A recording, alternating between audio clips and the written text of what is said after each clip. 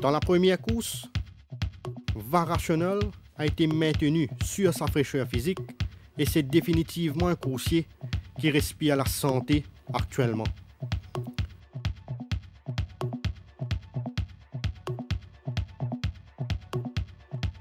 Ne négligez surtout pas ce Ruby Rocker qui a travaillé exceptionnellement bien ces derniers temps, signe de sa très bonne forme du moment.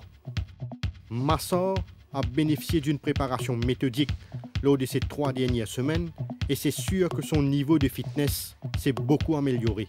Dans la deuxième course, un court séjour au centre Guy Desmarais a permis à Doobie Snappy de bien récupérer de sa participation sur 1850 mètres.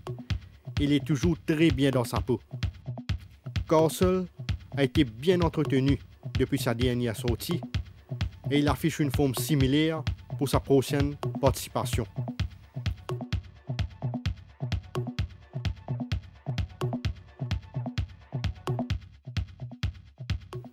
No Resistance n'a pas souffert de son dernier galop de course et il s'est vite repris, comme en atteste sa forme qui reste la même que la dernière fois. Dans la troisième course, Seven Oceans est un coursier qui a été entraîné d'une façon spécifique en raison qu'il est un light salt et ses progrès sont visibles par rapport à la dernière fois. Que du maintenance work pour Prince Lateral qui a pleinement bénéficié de l'environnement de Floréal pour se refaire une santé.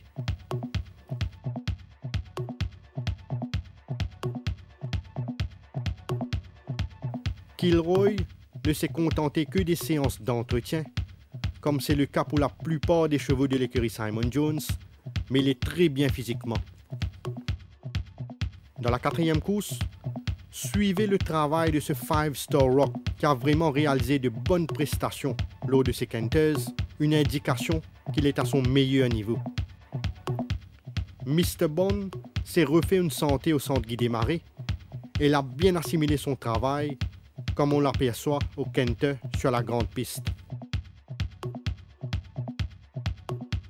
L'entourage de Victory Team qu'on voit au Light Kenter a assuré qu'il maintienne sa bonne forme et effectivement sa condition est comparable à celle de la dernière fois. Dans la cinquième course, retenez ce Belong to Me qui ne cesse de progresser au fil de ses séances d'entraînement et qui est beaucoup mieux au niveau de sa condition.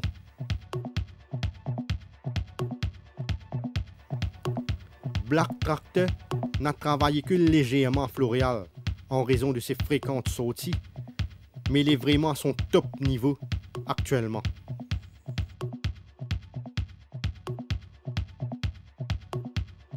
Split the Breeze a rapidement récupéré de sa récente participation et sa forme est quasiment la même qu'à sa dernière sortie.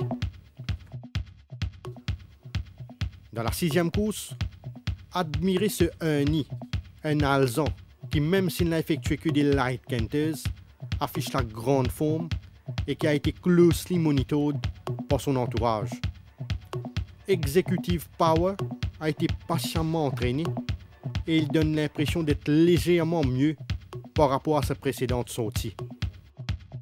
Beat the Retreat a bien entamé sa préparation et il paraît suffisamment fit pour aborder sa première course chez nous. Dans la septième course, attention à ce Soweto Moon qui s'est très bien comporté lors de ses workouts et qui se rapproche assez rapidement de sa forme optimale.